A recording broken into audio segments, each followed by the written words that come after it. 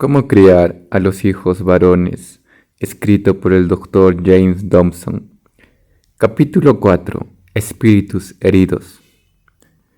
Tal vez algunos de mis lectores se pregunten en este momento, ¿por qué hablar solamente de los muchachos? ¿Por qué no considerar también las necesidades de las muchachas? La respuesta es que hoy en día los muchachos, aún más que las muchachas, tienen grandes problemas.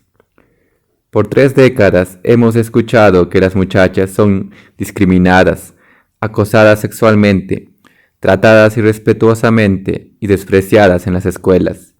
Esas afirmaciones tienen alguna validez y se están tomando medidas para encarar ese problema, pero un grupo de científicos sociales está advirtiéndonos de una crisis entre los varones, como nada de lo que hemos visto antes.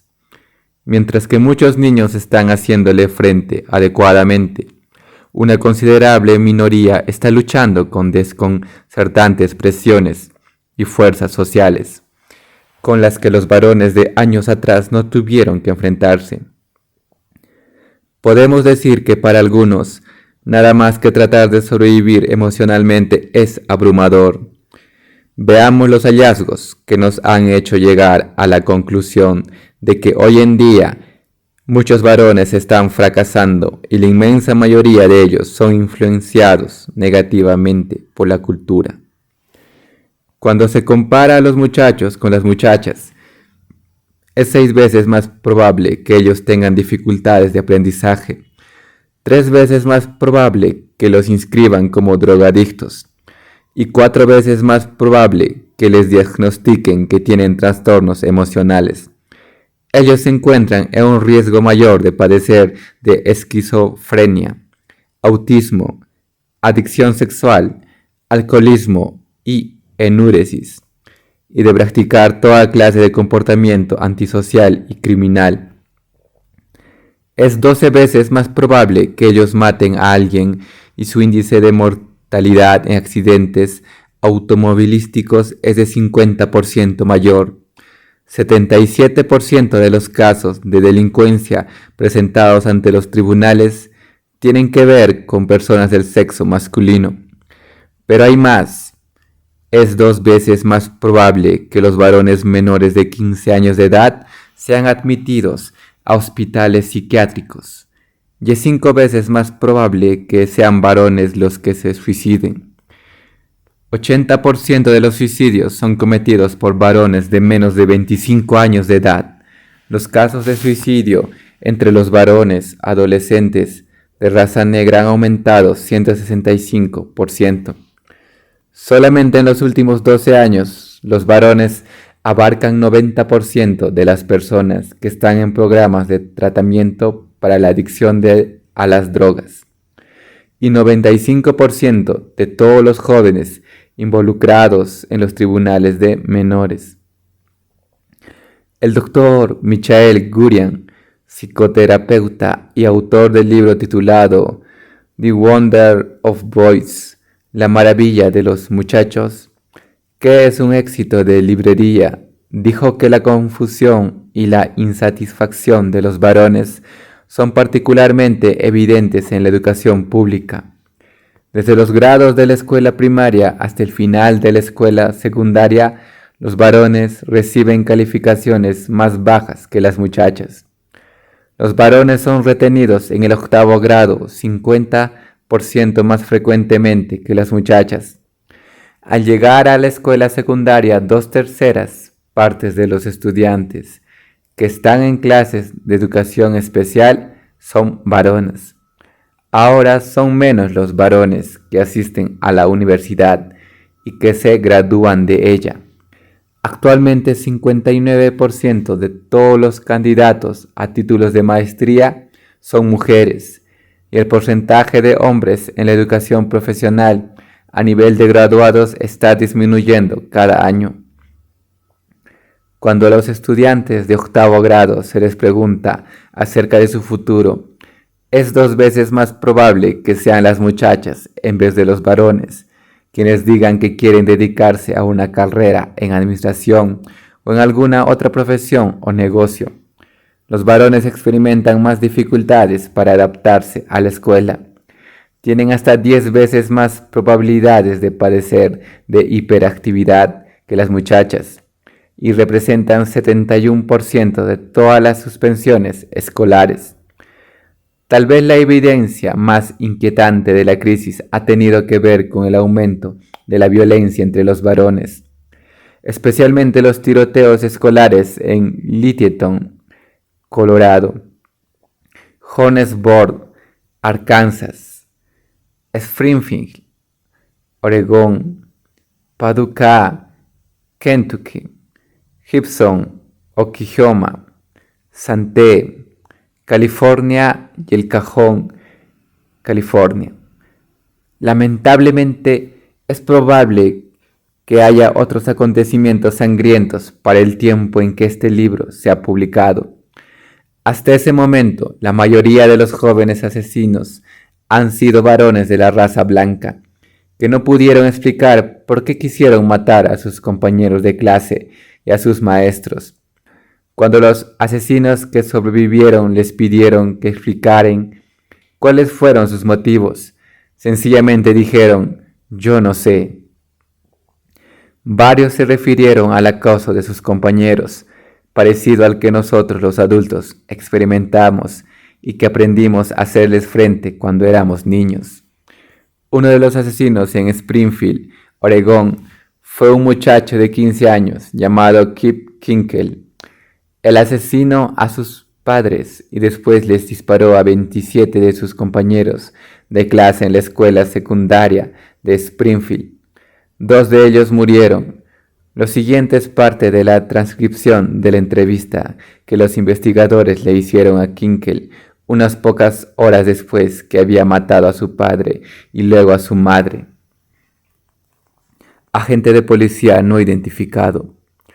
Tú te le acercaste caminando por detrás de él y le diste un tiro en la cabeza. ¿Es cierto eso? Kinkel. Básicamente sí. Agente. ¿Cuántas veces le disparaste? Kinkel. 1. Agente. ¿Y dónde le dio la bala? Kinkel. Más o menos cerca de la oreja. Oh, Dios mío, yo amaba a mi papá, por eso tuve que hacerlo. Agente. ¿Lo amabas? ¿Así que por eso tuviste que matarlo? Kinkel. Sí. Oh, Dios mío, mis padres eran buenas personas. No sabía qué hacer porque, oh Dios mío, mi madre estaba al llegar a casa, oh Dios mío. Agente, ¿sabías que eso era malo? Kinkel, no tenía otra alternativa, eso era lo único que yo podía hacer. ¿Quién puede decir con seguridad qué fue lo que motivó a Kip a pegarle un tiro a su padre, a pesar del amor que declaró tenerle? Sin embargo, sabemos que hay un denominador común entre él y muchos de los otros jóvenes que han matado despiadadamente a sus compañeros. Es una ira interna que casi no se puede explicar. Un investigador cree que típicamente esos muchachos no saben hasta el último momento si van a cometer un homicidio, un suicidio o ambos. Aunque hoy en día hay millones de otros adolescentes que nunca recurrirían a semejante violencia extrema, ellos también están enfrentándose a su propio tipo de enajenación. Francamente, algo anda terriblemente mal hoy en día. ¿Cómo podemos explicar este volcán de emociones que arde dentro de muchos varones? ¿Y quién puede prever lo que él mismo presagia para la clase de hombres en que ellos se convertirán? ¿Y cuál es la causa del creciente número de varones adolescentes que simplemente no están triunfando en el mundo de hoy en día? Estas son preguntas desconcertantes y sus respuestas son variadas y complejas. En los capítulos siguientes hablaré acerca de los factores fundamentales y sugeriré lo que los padres y los maestros pueden hacer para ayudar. Pero primero, veamos más de cerca la vida emocional de los niños hoy en día y la preponderancia de un fenómeno inquietante llamado espíritus heridos. Actualmente, más que nunca, los varones están experimentando una crisis de confianza en sí mismos, que llega hasta lo más profundo de sus almas. Muchos de ellos crecen creyendo que los padres no los aman y que sus compañeros los odian o no los respetan. Esto trae como resultado una forma de odio de sí mismos que frecuentemente sirve como un preludio de la violencia, la drogadicción, la promiscuidad y el suicidio. Eso ayuda a explicar por qué los varones y las muchachas hacen cosas que de otra manera no tendrían sentido, tales como cortarse la carne, perforarse partes sensibles del cuerpo, hacerse tatuajes de pies a cabeza, tomar drogas peligrosas e identificarse con la muerte, la perversión y las ceremonias satánicas. De algunos de ellos se ha dicho que lloran con balas. Para algunos niños, el síndrome del espíritu herido comienza muy temprano, como consecuencia del abuso y del abandono. Puede ser que los niños y las niñas muy pequeños, cuyas necesidades básicas permanecen insatisfechas, nunca se recuperen completamente. Llegan a experimentar graves impedimentos psicológicos y neurológicos, como veremos dentro de un momento. ¿Por qué está sucediendo esto? 77% de los padres que les hacen daño a sus hijos o los descuidan abusan de sus propios cuerpos por medio del consumo excesivo de alcohol o de adicciones a otras sustancias que alteran la mente. Difícilmente una persona podrá cuidar y amar a un niño mientras está borracha o endrogada. Por supuesto, no todas las formas de abuso están relacionadas con el consumo de sustancias químicas. Sencillamente, muchos padres están demasiado ocupados y distraídos, o son demasiado inmaduros y egoístas para satisfacer las urgencias necesidades de los bebés y los niños que empiezan a andar. El divorcio, cuando ocurre, hace que los adultos desvíen la atención de sus hijos y que le concentren en sus propias circunstancias difíciles. Esta ruptura del compromiso entre los padres que ocurre en nuestro mundo agitado y vertiginoso surgirá repetidas veces en esta disertación acerca de los varones. Es el problema fundamental que asedia a los niños hoy en día. El descuido persistente de los niños y las niñas durante los primeros 2 años de su vida es psicológica y neurológicamente devastador. El cerebro es un órgano interactivo y dinámico que necesita estímulo desde el mundo exterior. Cuando a los niños se les ignora y maltrata o se les lleva a una persona a otra para que los cuide, se producen daños terribles en su capacidad para pensar. Mientras más intenso sea el abuso, mayor será el daño que se le habrá hecho. Esta idea ha sido confirmada por los cientos de millones de dólares invertidos por el gobierno federal de Estados Unidos en investigaciones médicas y del comportamiento, enfocadas no solamente en niños, sino también en adolescentes de los cuales abusaron horriblemente cuando eran bebés. Algunos de ellos estuvieron en sus cunas por días mientras tenían puestos los mismos pañales sucios que les quemaron el trasero, o sus padres que estaban mentalmente enfermos o adictos a la cocaína. Los golpearon o los metieron en agua hirviendo. Los investigadores dicen que el descuido o el rechazo de esta clase hace que el cuerpo de un niño produzca cantidades significativas de las hormonas cortisol y adrenalina. Estas sustancias químicas se mueven a través de la corriente sanguínea hacia áreas del cerebro, elegidas como blanco, que están relacionadas con la compasión y la conciencia. El daño causado allí a senderos neuronales críticos nunca se repara y finalmente limita la habilidad de que más tarde en la vida la persona sea sensible a otros.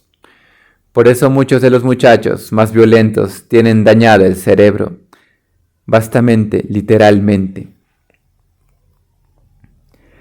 Estos estudios ayudan a explicar por qué una cantidad cada vez mayor de adolescentes parecen no tener conciencia acerca de matar o mutilar a víctimas inocentes. Un muchacho de 14 años de edad le disparó a un hombre que estaba sentado en su auto frente a una señal de alto. Cuando le preguntaron por qué lo hizo, dijo que porque el hombre lo miró de una manera rara. Otro muchacho estaba cerca de la entrada de una tienda y asesinó a un cliente solo para divertirse viéndolo morir. Estos jóvenes asesinos, de los cuales casi todos son varones, típicamente no expresan ningún arrepentimiento o remordimiento por su brutalidad.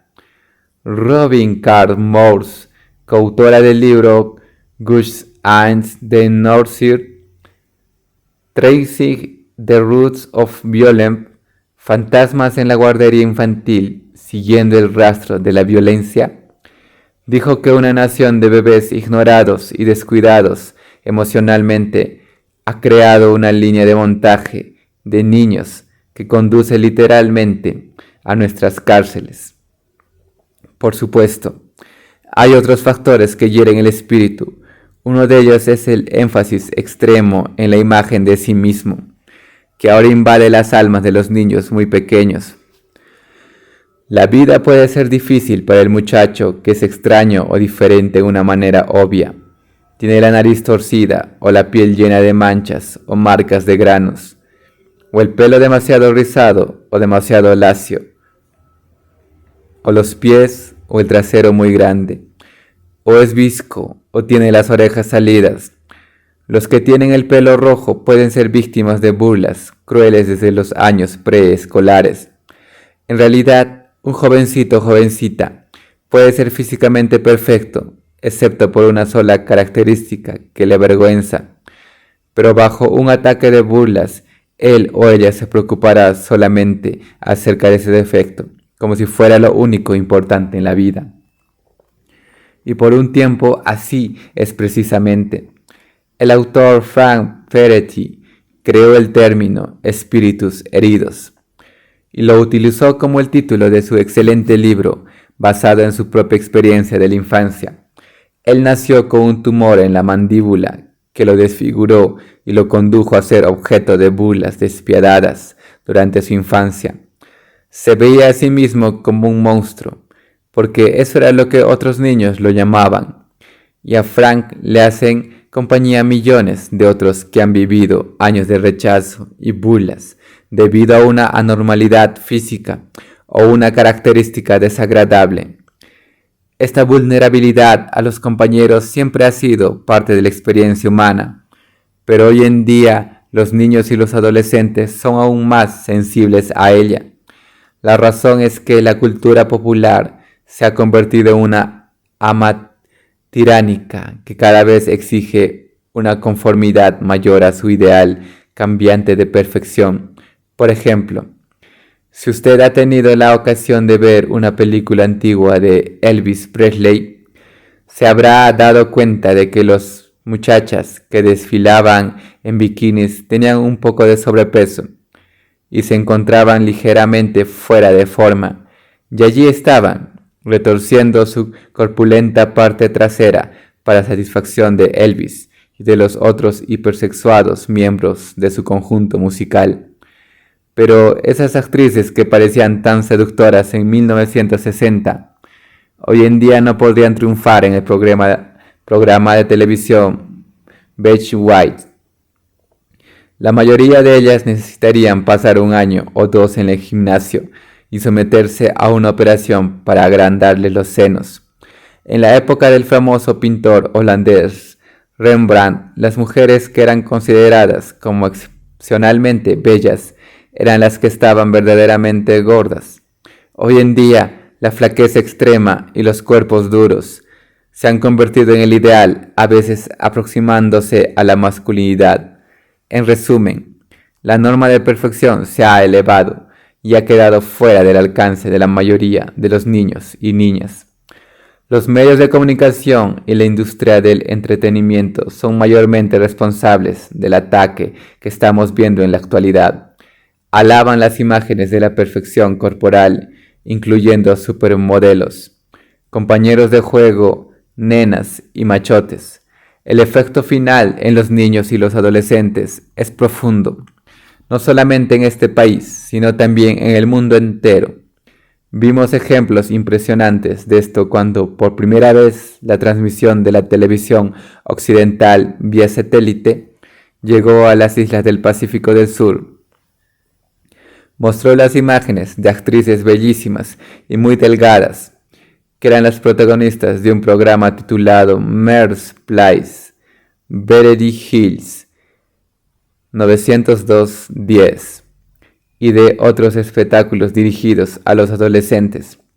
4 años después, una encuesta de 65 muchachas de las islas Fiji demostró cómo sus actitudes habían sido moldeadas o deformadas por lo que habían visto. Casi inmediatamente las muchachas comenzaron a vestirse y a intentar arreglarse el pelo como las mujeres occidentales. La doctora Eine Becher, directora de investigaciones del Harvard Eating Disorder Center, Centro de Trastornos Alimenticios de Harvard, también observó cambios graves en los hábitos alimenticios entre los adolescentes de las islas Fiji. La probabilidad de que las que vieron la televisión 3 veces por semana o más se percibieran a sí mismas como demasiado grandes o demasiado gordas fue 50% más de las que aquellas que no la vieron.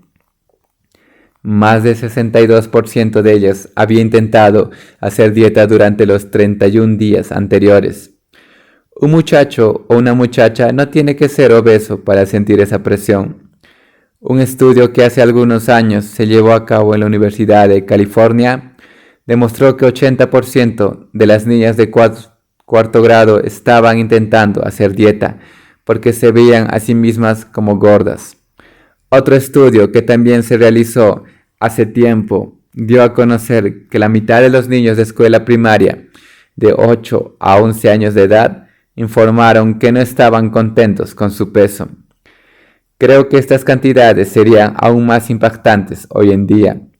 La doctora Mary Sanders y sus colegas de la Facultad de Medicina de la Universidad de Stanford hicieron conjeturas acerca de que las causas fundamentales de la anorexia nerviosa, la bulimia y otros trastornos alimenticios podrían estar relacionadas con esas experiencias a temprana edad.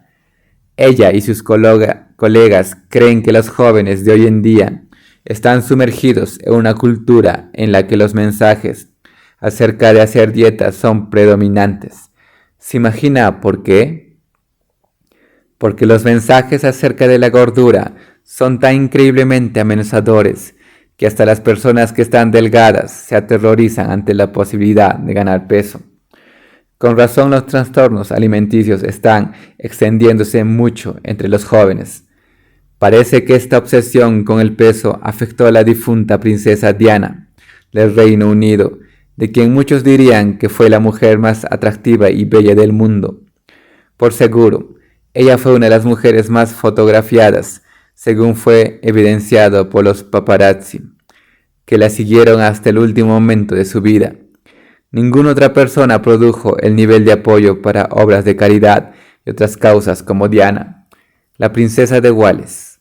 Al tener en cuenta su atractivo y su belleza y su enorme influencia en el mundo entero, no es casi incomprensible que la princesa Diana tenía una imagen muy mala de sí misma, que no le gustaba lo que veía cuando se miraba en el espejo y que por algún tiempo luchó con un trastorno alimenticio. ¿Cómo pudo ser que una mujer de tanta riqueza y popularidad llegara a descender a semejante estado de aversión de sí misma y depresión? Tal vez el dañado concepto de sí misma que la princesa Diana tenía no fue algo tan extraño como pudo haber parecido. Nuestro sistema de valores está organizado de tal manera que pocas mujeres se sienten totalmente bien acerca de sus cuerpos. Hasta las competidoras por el título de Miss América y Miss Universo admitirán, si son sinceras, que les molestan sus defectos físicos. Si personas a las que Dios ha bendecido con una gran belleza y atracción luchan frecuentemente con los sentimientos de incapacidad, imagínense cómo se sentirán sus hijos o hijas adolescentes, que estén flacuchos, acerca de los cuerpos imperfectos con que nacieron. El culto a la belleza es una maldición internacional que plaga a cientos de millones de personas, la mayoría de ellas jóvenes, con una sensación de inferioridad. Hasta la difunta princesa Diana fue víctima de ello. Ahora bien, los ejemplos que he provisto en cuanto a esto han tenido que ver principalmente con muchachas y con mujeres, porque son también de importancia en cuanto a los muchachos y los hombres. ¿Por qué esta preocupación con la perfección física y la imagen de sí mismo se ha convertido en un grave problema tanto para las personas del sexo masculino como para las del femenino? Las investigaciones revelan que no hay diferencia entre los sexos en cuanto a esto. Los muchachos quieren desesperadamente ser grandes, fuertes y bien parecidos. Cuando tienen más o menos 4 años, flexionan los bíceps levantando los brazos, se dan el puño y apuntan hacia el bulto que se ve donde probablemente algún día crecerá un músculo. Tócala, papá, dicen. ¿Ves lo grande que está? Se supone que los padres respondan, sí, hijo, estás fuerte de veras. Los muchachos pequeños se ponen capas de Superman y Batman, ropa de vaquero y chistosos tapabarros, como los que se ponía Tarzán, porque quieren demostrar que son malos y queriendo decir fabulosos. Estas ansias masculinas de tener poder son los que hacen que los muchachos peleen, se trepen, luchen y se jacten. Así están hechos. Por eso cuando un muchacho está atrasado en su desarrollo o es más pequeño que sus compañeros, frecuentemente padece problemas relacionados con su imagen de sí mismo. Póngase en el lugar de un muchacho muy pequeño, que hasta es más bajo de estatura que las muchachas y le falta la fuerza necesaria para competir en los deportes, al cual todos los demás en su clase le hacen burlas, lo maltratan y lo llaman enano, mequetrefe o mosquito. Después de aguantar esa clase de acoso por algunos años, su espíritu comienza a sangrar. Recuerdo una ocasión en la que yo estaba sentado en mi auto junto a un restaurante de comida rápida, comiendo una hamburguesa con papas fritas. Eso fue antes de que un ataque al corazón me quitó el gozo de comer algunas cosas sabrosas. Miré de casualidad por el espejo retrovisor y vi el gatito más sucio y flaco que uno se puede imaginar caminando por un saliente del edificio. Se veía tan digno de lástima y enfermo. Las personas desamparadas siempre han sido mi debilidad, y también los animales, y no pude dejar de hacer algo por aquel infeliz gato. Salí del auto, arranqué un pedazo de mi hamburguesa y se lo tiré, pero antes de que él lo pudiera alcanzar, un enorme gato saltó desde los arbustos, atrapó el bocado y se lo tragó. Sentí lástima por el gatito, que se dio media vuelta y huyó a esconderse en las sombras. Aunque lo llamé y le ofrecí otro bocado, estaba demasiado asustado para salir de nuevo. De inmediato recordé mis años como maestro de escuela intermedia. Cada día vi adolescentes que estaban tan necesitados y tan desesperados como aquel gatito. No era comida lo que necesitaban, sino amor, atención y respeto. Algunos estaban casi desesperados por conseguirlos, y cuando se atrevían a abrirse y tratar de alcanzar una oportunidad, como pedirle una cita a una muchacha o ir a un juego deportivo, varios de los muchachos populares los atemorizaban y los hacían huir para esconderse en las sombras, asustados y solitarios. Esto sucede frecuentemente en las escuelas. Hace algunas semanas una madre me llamó para decirme que estaba muy preocupada acerca de su hijo de 12 años de edad llamado Brad. 2 noches antes ella lo había encontrado llorando y le insistió en que le dijera por qué.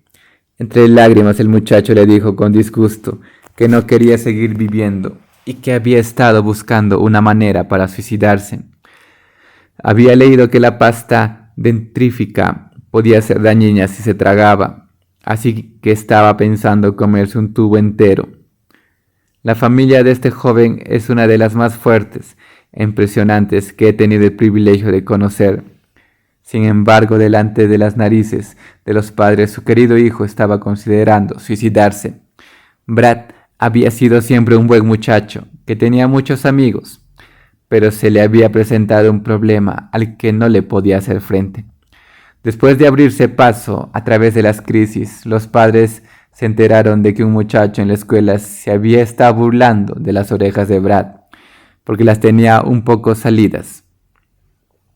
Aquel abusador había hecho sentir como la persona de aspecto más raro de la escuela. Cuando se cruzaban en el vestíbulo, el acosador se ponía las manos detrás de las orejas y las empujaba hacia adelante. Tal vez algunos de mis lectores piensen que la crisis personal de Brad era una tontería.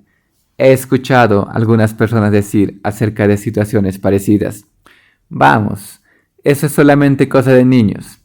Él superará el problema. Todos hemos pasado por momentos como este, y tienen razón. La mayoría de nosotros hemos sido objeto de burlas de parte de nuestros compañeros, pero nunca debemos subestimar la angustia que puede causar una situación que a un adulto le parece que no es gran cosa. Sobre todo cuando tiene que ver con niños que ya han sido heridos de otras maneras.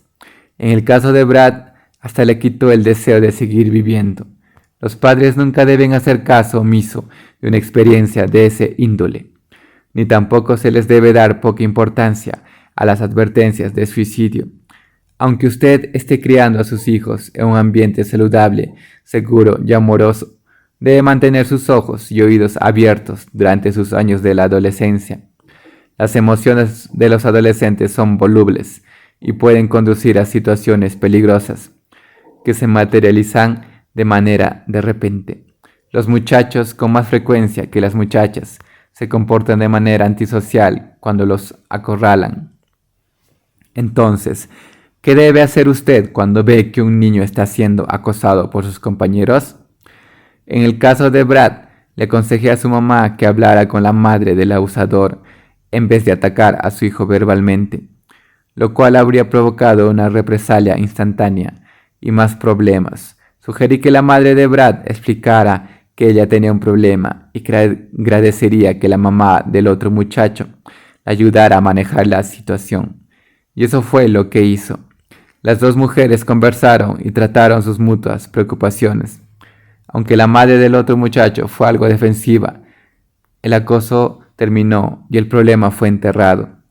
También la familia de Brad buscó asesoramiento profesional para ayudar a su hijo a enfrentarse a los problemas más profundos relacionados con la imagen que tenía de sí mismo y con las inseguridades personales que habían surgido. Además, le sugerí a su mamá, y ahora le sugiero a usted, a riesgo de que parezca que hay un interés personal de mi parte, que obtuviera un ejemplar de mi libro y mi serie de cassettes titulados Preparémonos para la adolescencia. No están dirigidos a los padres, sino a los preadolescentes. El primer libro y el primer cassette tiene que ver con el ataque a la autoestima, que es casi seguro que ocurra en los primeros años de la adolescencia. En ellos también se les dice a los muchachos y las muchachas cómo se deben preparar para estas experiencias. Si los adultos sabemos que estos días difíciles vendrán y no hacemos un esfuerzo para ayudar a nuestros hijos a prepararse para ellos, no estamos realizando nuestro trabajo. Los detalles están en el libro y en los cassettes. Espero que les sean de utilidad. A propósito, el consejo que le di a la madre de Brad era algo riesgoso. Yo sabía que ella podía ponerlo en práctica, porque es una mujer muy prudente y no se comporta de manera amenazadora. Pero su conversación con la otra mujer acerca de su hijo fue difícil y pudo haber tenido un efecto contraproducente. Las madres se pueden enojar terriblemente cuando alguien critica a sus hijos. Además, algunas madres no tienen control sobre sus hijos rebeldes y no podrían resolver el conflicto aunque quisieran. En esos casos se puede tratar otros métodos. Algunos de ellos no son muy útiles. Cuando yo era psicólogo escolar, conocí a una madre que se enojó tanto porque un abusador estaba acosando a su hijo que se las arregló para acorralar al autor. Ella habló con él como lo hubiera hecho un sargento de infantería de marina entrenando a un recluta. Algunos días después vi a aquel abusador y todavía estaba pálido. Le pregunté: ¿qué te dijo la señora Jordan? Me contestó: ella me dijo que si no dejaba a su hijo en paz, me iba a matar. Obviamente, esa no era la mejor solución. Pero le voy a decir algo. La señora Jordan le hizo entender claramente que no le iba a permitir que siguiera abusando de su hijo. Y ese abusador desapareció silenciosamente en las sombras de la noche. Tiene que haber una mejor manera de proteger el espíritu de su hijo. Tal vez requiera medidas extraordinarias e inconvenientes. En cuanto a mí, yo no permitiría que mi hijo permaneciera en un ambiente abusivo si me diera cuenta de que era peor que el relacionado con los problemas insignificantes que suelen ocurrir entre los niños. Si los compañeros de su jovencito comenzaran a estar en contra de él y a herir su corazón día tras día, si yo fuera usted, los sacaría de allí. Yo buscaría una escuela imán o una escuela cristiana, o hasta me mudaría a otra ciudad si me era necesario. A propósito, el acoso en las escuelas cristianas puede ser tan predominante como en las escuelas públicas. Cuando su hijo lleve las de perder, un cambio de ambiente podría ser necesario. Más adelante hablaré de la instrucción escolar en el hogar, que es otra excelente opción para algunos. Cualquiera que sea la manera que usted escoja para hacerle frente a esta situación, recuerde que debe proteger el espíritu de su hijo. Yo he visto lo que una jauría de lobos le puede hacer a un cordero indefenso. Y ya que he hablado de lobos, permítame compartir con usted la historia de otro animal, la cual pienso que es importante. Nuestra perra Mindy no es ni de pura raza ni de una campeona. Su padre había sido un perro vagabundo, así que no supimos mucho acerca de su parentela. Ella era simplemente una perrita asustada que una noche se apareció delante de la puerta de nuestra casa, después que sus dueños habían abusado de ella y la habían tirado de un auto. La verdad es que nosotros no necesitábamos otro perro, pero ¿qué podíamos hacer? Recogimos a Mindy y creció rápidamente para convertirse en uno de los mejores perros que hemos tenido. Pero ella nunca perdió la fragilidad emocional causada por el abuso de que había sido objeto. No podía resistir que la criticaran o regañaran cuando accidentalmente hacía algo incorrecto. Realmente se subía a las piernas de uno y escondía los ojos. Un verano nos fuimos de vacaciones por 2 semanas y le dejamos en el patio de la casa. El hijo de uno de nuestros vecinos se encargó de darle la comida y el agua, pero Mindy estaba sola durante la mayor parte del tiempo. Obviamente, nosotros subestimamos lo que esa soledad le haría a ella. Cuando regresamos, la encontramos acostada junto a la casa sobre una frazada. A su alrededor había 7 animales viejos de felpa, que eran de nuestra hija y que ella había encontrado guardados en el garaje. Mindy los había llevado uno a uno hasta su cama y se había rodeado de aquellos pequeños amigos. Si una perrita vieja necesita amor y amistad de esa manera, ¿cuánto más cierto es eso en cuanto a todos los niños y niñas sobre la faz de la tierra? Los adultos debemos procurar que cada uno de ellos encuentre la seguridad que necesita. Nunca debemos olvidar las dificultades de tratar de crecer en el mundo competitivo en que los niños viven. Dediquemos tiempo a escucharlos, interesarnos en ellos y guiarlos. Esa podría ser la mejor inversión de nuestra vida. Una razón por la que estoy totalmente convencido de que los adultos deben proteger a los niños unos de otros es porque tengo muy buena memoria.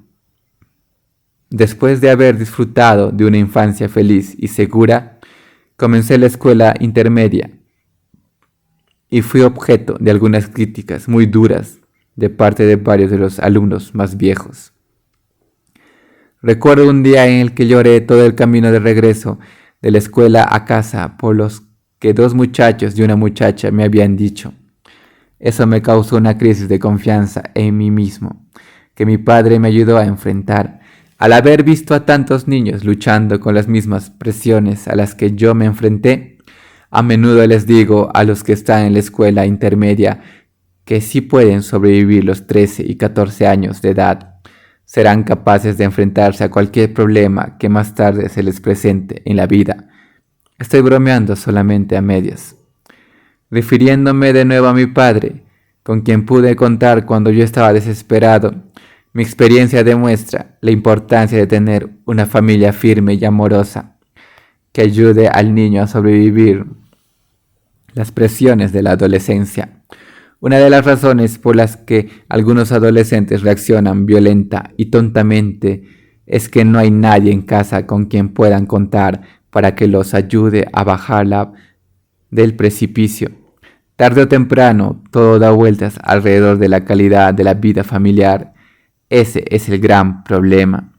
Finalmente, yo aprendí cómo defenderme de los ataques durante mi tercer año en la escuela secundaria. Mi familia se mudó y me pusieron en una nueva escuela secundaria. Casi inmediatamente tuve que enfrentarme a varios abusadores que me vieron como un blanco fácil. Uno de ellos me siguió por el pasillo entre clases, burlándose de mí y metiéndose conmigo. No aguanté más, me di vuelta súbitamente y le tiré mis libros a la cara. Para cuando pudo verme de nuevo, yo estaba encima de él. Felizmente yo medía casi 2 metros de estatura y sabía defenderme. Ese fue el final del conflicto. Rápidamente la noticia llegó a los otros abusadores y todos me dejaron en paz. Pero si yo hubiera pesado 14 kilos menos, yo hubiera sido alrededor de 20 centímetros más pequeño, habría sido el blanco continuo de aquellos tipos grandes. Ese es el mundo en que los muchachos adolescentes viven hoy en día. Como Anita la huerfanita cantó en la producción de Broadway, es una vida de golpes duros. Permítame admitir de paso que una vez yo pensé también que sería divertido acosar a alguien. En ese tiempo era un alumno inmaduro de 9º grado que había atravesado por un año difícil de acosamiento, como el que describí anteriormente. Parecía razonable que yo le pasara un poco del dolor a algún otro. Escogí al que creí que sería un buen candidato y comencé a causarle algún sufrimiento. Denny era más o menos de mi tamaño, pero pensé que era un cobarde. Un día antes de clase me puse a acosarlo para divertirme en grande. Lamentablemente, él resultó ser mucho más valiente de lo que yo había pensado. De pronto Denny me golpeó la cabeza aproximadamente 6 veces antes de que yo me diera cuenta de lo que estaba pasando. Realmente me derrotó, lo cual me causó una de las mayores sorpresas de mi vida.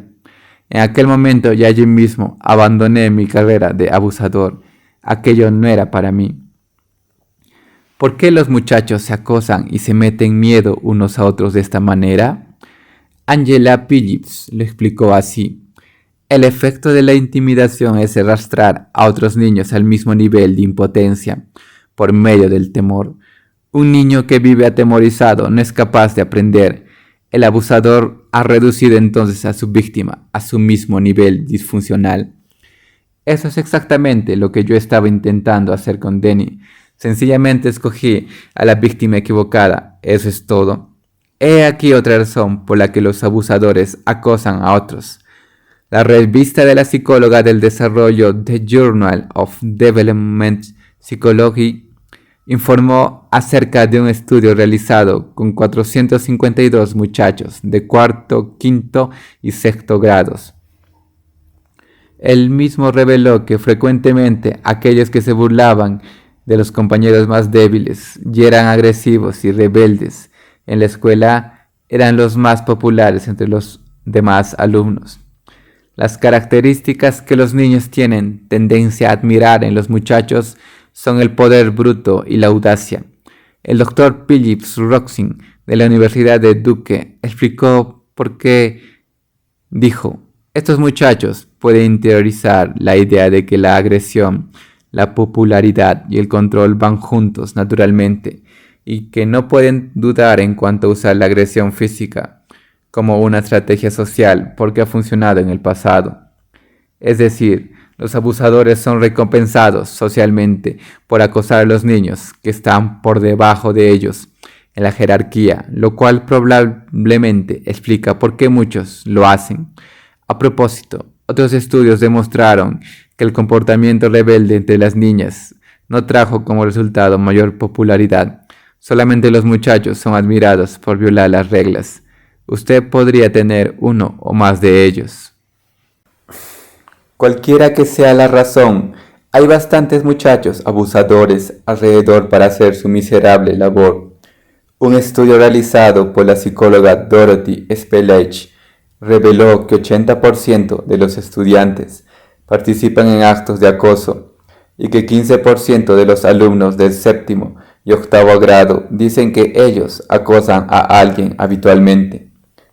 En un estudio llevado a cabo hace más años, se descubrió que era 4 veces más probable que los muchachos, en vez de las muchachas, fueran responsables de agresiones físicas, y mucho más probable que ellas fueran víctimas de agresiones. En un estudio patrocinado por la Fundación Kaiser, 74% de los alumnos de 8 a 11 años de edad y 86% de adolescentes informaron que sus compañeros se habían burlado de ellos o les habían acosado. 1 de cada 5 niños en aulas están atemorizados. Hoy en día, este es un problema de gran magnitud en las escuelas de Estados Unidos. También desempeña un papel significativo en la violencia sangrienta que continúa afligiendo a la nación. En las últimas 4 décadas, ha habido un aumento de 500% en los índices de homicidio y suicidio. Estoy convencido de que muchos de los que se suicidan y matan a otros padecen de espíritus heridos. Andy Williams, el joven que asesinó a 2 de sus compañeros de clase en la escuela secundaria Sante, era continuamente objeto de burlas por tener un cuerpo anoréxico. Algunos niños pueden hacer caso omiso de esa clase de ridiculización, pero en otros se produce una ira que dura toda la vida. Frecuentemente los que se vuelven violentos o se comportan de otra manera antisocial provienen de la parte más baja de la pirámide social. Adrian Nicoli LeBlanc, autor de un artículo titulado The Outsiders, los de fuera, nos dio algunas ideas muy valiosas acerca del acoso. Él dijo: las jerarquías tradicionales operan en las escuelas. Los niños populares suelen ser de familias más adineradas y los muchachos entre ellos tienden a ser atletas. Las muchachas que prefieren las marcas de ropa Gap, Tommy y Polo componen el grupo de amigas atractivas, muchas de las cuales también son atletas. Por debajo de los niños populares, en un orden cambiante de relativa poca importancia, están los adictos a las drogas y toda clase de muchachos y muchachas que se identifican por medio de su manera de vestir, hablar y comportarse, que va desde lo intelectual hasta lo ridículo. Hay alborotadores, perdedores y flotantes, niños que cambian de grupo a grupo. Los verdaderos perdedores son invisibles. Ser un marginado es ser uno que no es varón, es ser femenino, ser débil. Los abusadores funcionan como un tipo de fuerza policial que hace cumplir el código social, el estribillo, la venganza de los tontos. ¿Qué les asegura a los muchachos impopulares que si persisten a través de la escuela secundaria, la lista de triunfadores cambiará? No pone en duda la jerarquía que coloca en riesgo a los marginados. Así que los muchachos sobreviven por su resistencia, algunas veces por sus puños, pero principalmente, si son afortunados, sobreviven con la ayuda de la familia que han creado entre sus amigos. LeBlanc continúa revelando porciones de una entrevista realizada con un muchacho llamado Andrew, el cual se encontraba al final del montón. Al principio me acosaban porque de verdad yo era inteligente, dice Andrew. presentando la secuencia como evidencia de los hechos. Yo leía todo el tiempo, leía durante la clase de matemáticas. En ese entonces, en la escuela intermedia, él tenía la compañía de Tom Clancy y de un muchacho que era su mejor amigo, con el cual podía hablar de cualquier cosa. Él dice que las cosas son mejores ahora.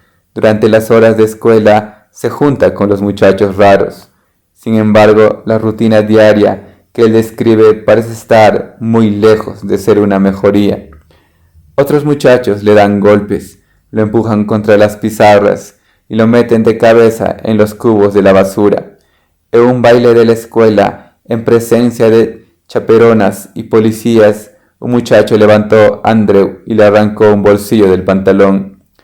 Un día soy un afeminado, el día siguiente soy un retrasado, dice Andrew. Una muchacha que antes era su amiga, ahora lo ve acercarse y le grita: «Vete de aquí, nadie te quiere». Andrew se unió al equipo de carreras de larga distancia a campo traviesa, pero la aflicción lo siguió en las carreras de entrenamiento. El año que viene no volverá a unirse al equipo, aunque le gusta ese deporte. Hace poco, él y otros muchachos fueron expulsados temporalmente de la escuela por sospechas de consumo de drogas. Según Andrew, antes sacaba calificaciones de sobresaliente en todo. Ahora mayormente saca calificaciones de aprobado y de insuficiente. Él no ve ninguna relación entre el abuso de que ha sido objeto y los cambios en su vida. Ni tampoco Andrew le ha dicho nada a sus padres. Cree que ellos piensan que él es popular. Si tratara de explicárselo a mis padres, dice, ellos dirían: «Bueno, pero tú tienes un montón de amigos». No lo creo. La verdad es que ellos no se dan cuenta. Sin embargo, sus amigos sí se dan cuenta. Uno de ellos es Randy Tuck, estudiante de segundo año, que mide aproximadamente 1,5 metros de estatura. Tiene el pelo grueso y abundante y la cara colorada debido a los granos. Él rescató a Andrew de un remolino. Dos muchachos lo llevaban cargado en dirección al inodoro. Andrew dice que el aislamiento aumenta dentro. A veces uno se puede poner verdaderamente enojado por algo que no tiene mucha importancia. Pero ¿qué es como la gota que colmó el vaso? Él podría entender a los asesinos Dylan Klebold y Eric Harris si la infelicidad de ellos no hubiera mostrado señales de que algún día terminaría. Aún así, Andrew sigue siendo un optimista. Después de todo, hay algunas personas que no tienen amigos. No es difícil de entender cómo los muchachos con espíritus heridos, los raros y los tontos, pueden perder control de sí mismos bajo presión intensa y hacerles un daño inconcebible a otros. Por supuesto, no estoy excusando o justificando su comportamiento. La mayoría de los estudiantes pasan por este tiempo difícil sin recurrir a la violencia. Sin embargo, algunos albergan un odio tan grande que les disparan no solo a los que se han burlado de ellos, sino a todos los que estén en su camino. Luego usan las armas de fuego en contra de sí mismos, como el acto supremo de odio de su propia persona. En casi todos los casos de actos de violencia realizados al azar en las escuelas, los jóvenes autores han sido ridiculizados y acosados por sus compañeros, como dijo Andrew. Esto fue lo que ocurrió en la escuela secundaria Columbia, en Littleton, Colorado, en una trágica tarde de abril de 1999. 12 estudiantes y un maestro fueron asesinados antes que los dos asesinos de 17 años se suicidaran. Aunque ellos son totalmente responsables de la masacre, no se pueden estudiar las circunstancias fundamentales sin ver evidencias del rechazo de que fueron objeto por parte de los muchachos más populares. Mientras mataban a sus compañeros de clase, según se informa, Klebold gritó: «Esto es por cada uno de los que se burló de nosotros». Harris dijo: «Sus muchachos me han humillado, me han avergonzado, todos van a morir, todos van a morir. yo soy Dios y decido lo que es verdad. Obviamente, la ira reprimida se desbordó y causó muchas muertes. Esto se está convirtiendo en un modelo conocido. Otro factor clave es la preponderancia de la violencia en los medios de comunicación, que les ha enseñado a los niños la manera equivocada de enfrentarse a quienes los atormentan. Los adolescentes, incluyendo a los que tienen espíritus heridos, viven cada día con las imágenes de asesinatos, envenenamientos, mutilaciones, degollaciones, acuchillamientos, choques y explosiones. Están por todas partes, desde el cine hasta la televisión por cable, en los videos musicales y en la internet. Hace algunos años, una de las películas más populares fue la titulada Scream, producida por Miramax, una filial, es triste decirlo, de la corporación Disney. La película comenzó con el brutal asesinato de una jovencita. Luego el asesino destripó el cadáver y lo dejó colgado de una cuerda para tender ropa, para que la madre lo hallara. Millones de adolescentes vieron esa película durante las edades en que son más influenciables. Desde entonces produjeron Scream 2 y Scream 3. Gracias Disney por hacerles esto a nuestros niños. Su fundador se retorcería en su tumba si supiera lo que ustedes le están haciendo a su buen nombre. Así que, sigan adelante, llévense el dinero y salgan corriendo. Pero mientras sigan adelante, recuerden la sangre de víctimas inocentes que les mancharán las manos para siempre. Me molesta profundamente esta desmoralización y explotación de los jóvenes que Michael Eisner, presidente de Disney, y otros magnates de las películas y de la televisión han cometido a costa de aquellos de entre nosotros que son más influenciables.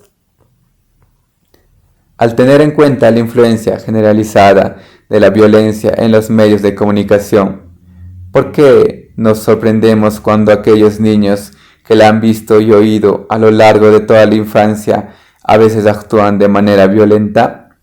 A los niños se les enseña que matar es la manera en que están supuestos a actuar cuando alguien los insulta o defrauda. «Ven», gritan cuando alguien se burla de ellos. «Alégrame la vida», seguido del golpeteo de un rifle automático. Muchas personas le echan la culpa de la violencia en las escuelas a la disponibilidad de las armas de fuego, lo cual las conduce a hacer una campaña apasionada contra las mismas. Sin lugar a dudas, la adolescencia y las armas de fuego forman una mezcla explosiva, pero eso no explica lo que está ocurriendo hoy en día. El rabí Daniel Lapin, presidente de la organización Toward Tradition, hacia la tradición, dijo que hubo una época en la que la mayoría de los muchachos llevaban armas de fuego a sus aulas, las dejaban en los guardarropas hasta la tarde. Cuando las sacaban de allí para ir de cacería, las armas de fuego no eran un problema. Ahora hay violencia en casi todas las escuelas, no porque las armas de fuego han cambiado, sino porque los muchachos han cambiado. ¿Y por qué han cambiado? Porque la cultura popular les ha enseñado que la violencia es de hombres. ¿No fue violento Sylvester Stallone en Rambo? ¿No fue violento Bruce Willis en Die Hard? ¿No fue violento Arnold Schwarzenegger en Commando? ¿No están aprendiendo nuestros muchachos de estos modelos de conducta a vengarse o a matar a aquellos que se meten en su camino? Es muy difícil para los padres el proteger de esta cultura de violencia a la familia. Es como tratar de retener la lluvia. Sin embargo, debemos proteger de ella a nuestros niños tanto como podemos, en particular cuando son jóvenes. 4 prestigiosas organizaciones nacionales han asociado la violencia en la televisión, la música, los videojuegos y las películas con la creciente violencia entre los niños. Esas organizaciones son la Asociación Médica Americana, la Academia Americana de Pediatría, la Asociación Psicológica Americana y la Academia Americana de Psiquiatría Infantil y Adolescente. En parte, sus declaraciones unánimes dicen así: los efectos de la violencia son significativos y duraderos. Además, ver violencia por mucho tiempo en los medios de comunicación puede conducir a la desensibilización emocional hacia la violencia en la vida real. La Academia Americana de Pediatría hizo separadamente una declaración aún más fuerte. La información fue provista por Steven Rubinstein de The San Francisco Chronicle, quien dijo: padres, apaguen la televisión. La salud de su niñito está en juego. Los niños menores de 2 años no deben ver la televisión porque puede afectar el crecimiento saludable del cerebro. De acuerdo con las nuevas normas publicadas esta semana por la Academia Americana de Pediatría, los pediatras deberían instar a los padres a que eviten que los niños menores de 2 años vean la televisión. Investigaciones acerca del desarrollo del cerebro a una edad temprana demuestran que los bebés y los niños que empiezan a andar tienen una necesidad crítica de interacciones directas con personas para el crecimiento saludable del cerebro, según fue declarado en las nuevas normas. El informe continuó diciendo: en números anteriores de pediatría, la revista médica de la asociación, los doctores han hecho la advertencia de que ver la televisión puede conducir a los niños a un comportamiento violento, obesidad, apatía, un metabolismo más bajo, disminución de la creatividad, estreñimiento y hasta la muerte, si derriban el televisor y les cae encima. Pero esta es la primera vez que la asociación ha pedido categóricamente que se les prohíba a los niños ver la televisión. El estudio dijo también que el niño promedio es sometido a 14.000 referencias sexuales en la televisión al año y que anualmente se le expone a anuncios de bebidas alcohólicas por un valor de $2.000 millones en otros medios de comunicación. Hace décadas, el sentido común nos decía que ver imágenes gráficas sangrientas era perjudicial para los niños, pero solo recientemente ha habido suficiente evidencia científica creíble para demostrarlo. Ahora los expertos en el desarrollo infantil están de acuerdo. La industria del entretenimiento ha puesto en peligro a nuestros hijos. Lamentablemente, la respuesta de Hollywood ha sido poco más que una expresión de aburrimiento. En otro capítulo hablaré más acerca del sexo y la violencia en los medios de comunicación. Ahora quiero darle un consejo a los padres de niños con espíritus heridos sobre qué es lo que pueden hacer para evitar que eso suceda. Como dije anteriormente, durante los últimos 30 años yo he instado a los padres y a los maestros a intervenir a favor de los niños que sufren. Una de las tareas más importantes que como padre o madre usted puede realizar es proteger la salud mental y física de sus hijos. Usted no permitiría que alguien le causara algún daño físico si pudiera impedirlo. Entonces, ¿por qué se quedaría mirando sin hacer nada mientras que el espíritu de su niño o niña estuviera siendo retorcido y deformado? El daño causado al concepto de sí mismo durante la adolescencia puede atormentar a una persona por el resto de su vida.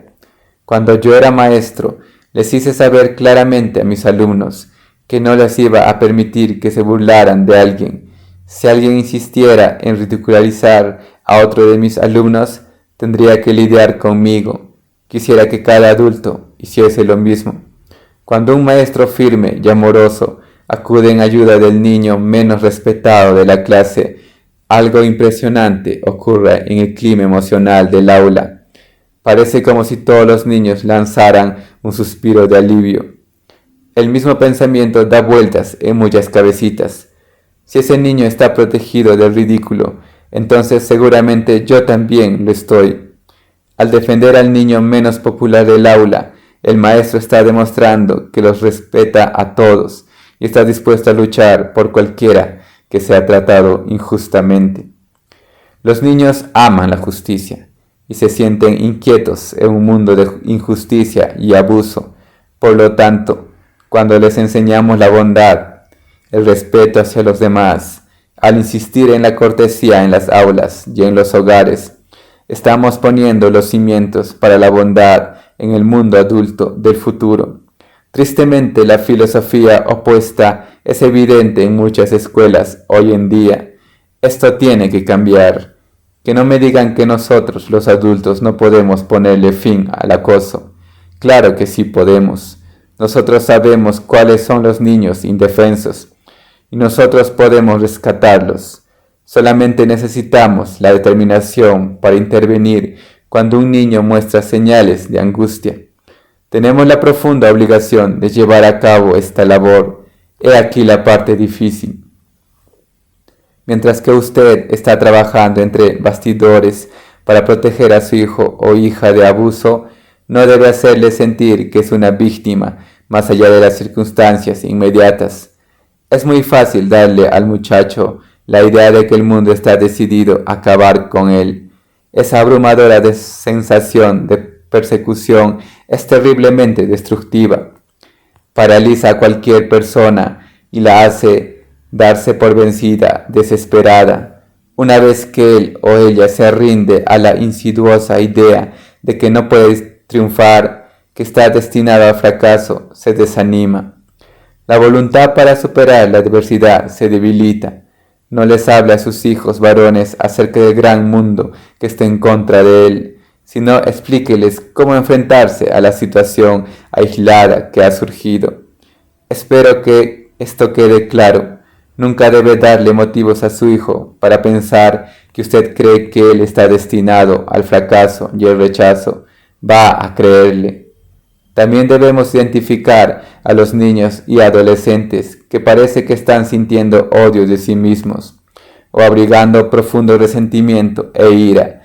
Hay varios síntomas a los que se les debe prestar atención: reacciones exageradas ante frustraciones insignificantes, temor de nuevas situaciones sociales, experimentación con drogas o alcohol, dificultad para dormir o comer, aislamiento y retraimiento extremos, comerse las uñas, incapacidad para hacer amistades, falta de interés en las actividades escolares y el acoso de otros.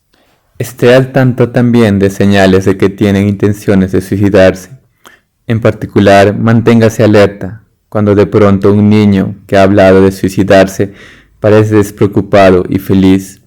A veces eso quiere decir que ha decidido llevar a cabo el deseo de muerte. Ya no está luchando con lo que le ha estado molestando. En cada uno de estos casos le insto a que consiga ayuda profesional para esos niños. No se consuele con la idea de que ya se le pasará. Tal vez ese jovencito necesita ayuda desesperadamente. No pierda la oportunidad de proporcionársela.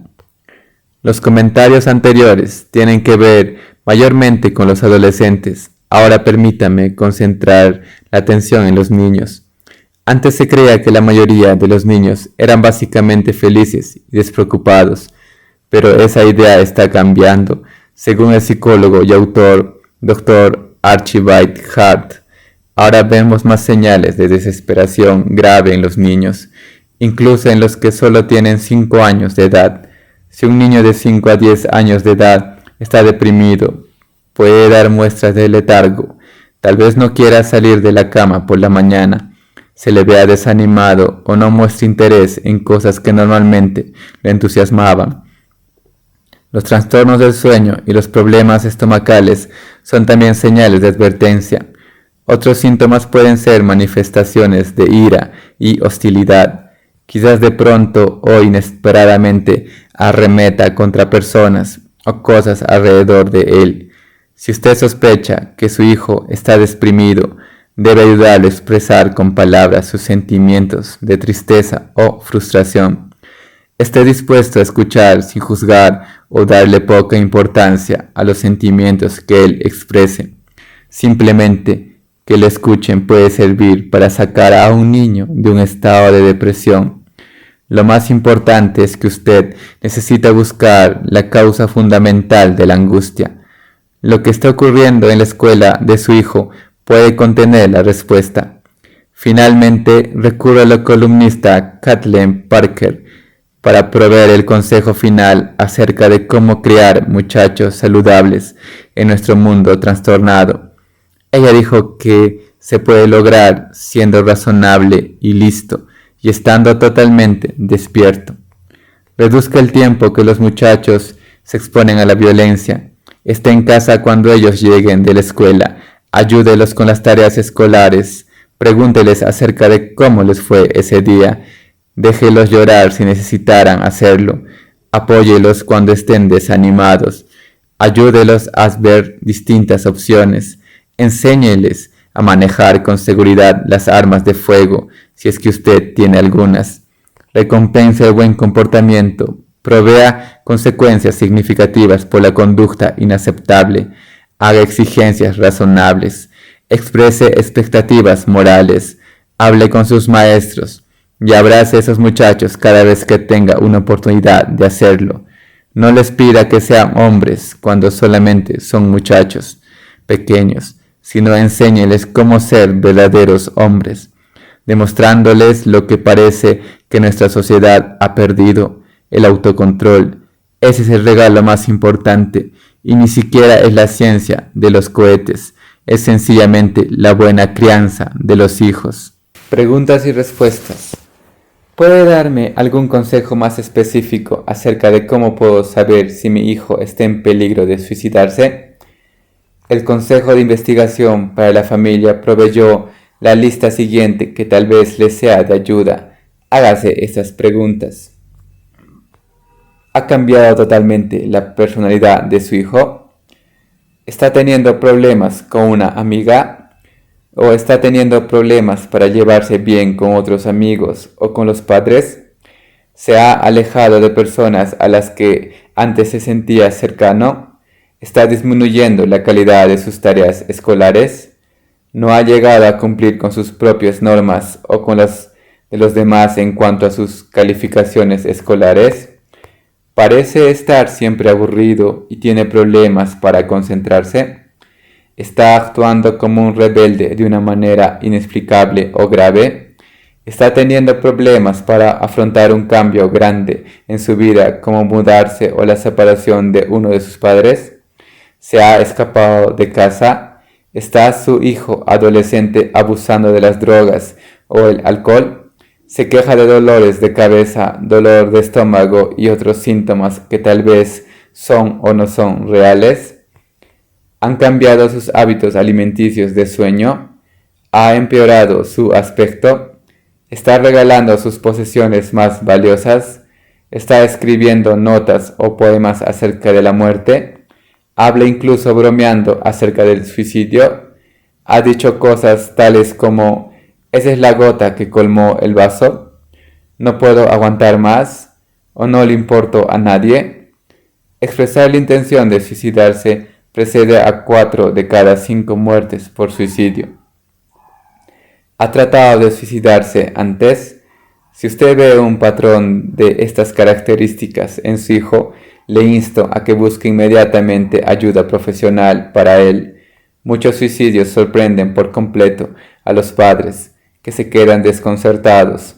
Usted es prudente si permanece alerta a las señales y los síntomas que de otra manera podrían pasar inadvertidos. Tener una familia firme e involucrada es la prevención más eficaz, no solamente contra la posibilidad de suicidio, sino también contra la mayoría de los comportamientos antisociales. Lamentablemente, esta clase de familia es la que millones de niños no tienen. Recientemente mi hijo ha comenzado a juntarse con algunos muchachos fuertes que lo han introducido a la marihuana. Él no niega lo que está haciendo, porque dice que no causa ningún daño. ¿Puede usted decirme cuál es la realidad? A su hijo le han dado alguna información muy mala, que están haciendo circular lo que promueven la legalización de la marihuana. Es una mentira. El doctor Harold Bott, psiquiatra principal de la Fundación Menninger en Topeka, Kansas, ha dado la información correcta. Él dijo, en primer lugar, que 5 cigarrillos de marihuana tienen la misma capacidad de causar cáncer que 112 cigarrillos convencionales. En segundo lugar, la parte del cerebro que permite que la persona se concentre, sea creativa, aprenda y se forme conceptos en un nivel avanzado, sigue creciendo durante los años de la adolescencia. El uso continuo de la marihuana por cierto tiempo retrasa el crecimiento normal de esas células cerebrales. En tercer lugar, un estudio realizado en la Universidad de Columbia reveló que las mujeres que fuman marihuana sufren un aumento considerable de células con ADN dañado, que es la sustancia química que contiene el código genético.